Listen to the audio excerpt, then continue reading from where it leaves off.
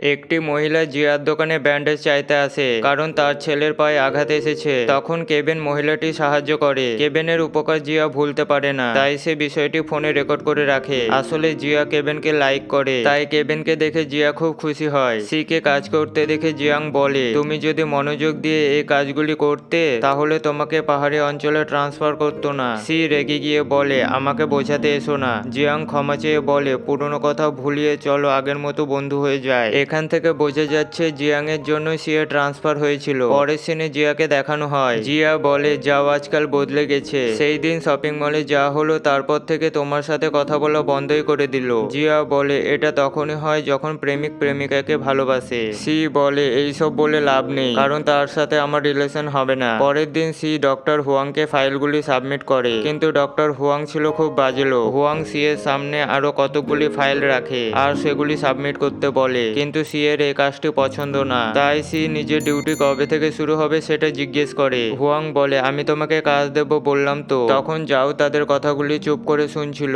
C বলে, আমি এখানে স্যালারি পাচ্ছি কিন্তু কোনো কাজ পাচ্ছি না, তাই আমার ভালো লাগছে না। গাও বলে, তাহলে তুমি এক কাজ করো, তুমি আমার জায়গায় এসে কাজগুলি করো আর আমি তোমার জায়গায় থাকি। ঠিক সেই সময় যাও ভেতরে ঢুকে পড়ে। যাও বলে, সি এখানে কাজ না করে স্যালারি উপার্জন করছে, তাই হাসপাতালে প্রেসিডেন্ট হওয়া সত্ত্বে তাকে কাজে রাখা আমার দায়িত্বের মধ্যে পড়ে। যাও বলে, আমার একজন অ্যাসিস্ট্যান্ট দরকার, তাই সিকে তার অ্যাসিস্ট্যান্ট বানাতে চাইছিল। জাওয়ের এইসব কথা সিকে রাগিয়ে তোলে, কারণ সে জাওয়ের অ্যাসিস্ট্যান্ট হতে চাইছিল না। সি বলে, জাওয়ের মাথায় চলছেটা কি? ভেবেছিলাম যাও আমাকে আর কখনো বিরক্ত করবে না, কিন্তু সে আজ হঠাৎ এরকমটা করছে কেন? এরপর সি জাওয়ের রুমে ঢুকে আর তার কাছে ক্ষমা চায়। যাও বলে, শুরুতেই ক্ষমা চাইছো? আমার অ্যাসিস্ট্যান্ট হওয়া তোমার মুশকিল লাগছে? সি বলে, আমি আগে কখনো এরকম কাজ করিনি। যাও বলে, তোমাকে শুধু আমার অর্ডার ফলো করতে হবে। পাহাড়ি অঞ্চলে আমি দেখেছিলাম তুমি এইসব কাজে পারদর্শী আছো।